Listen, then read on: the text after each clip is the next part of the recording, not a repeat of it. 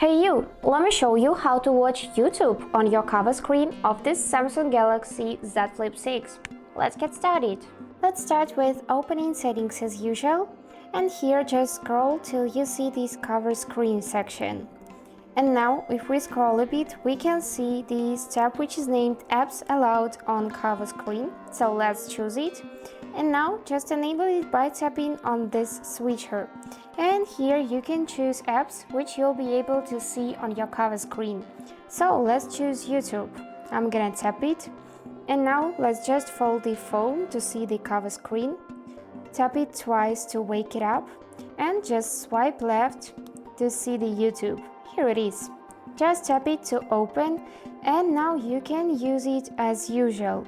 So just type in something and you'll be able to watch movies, to read books and so on, just on your cover screen on this Galaxy Z Flip 6.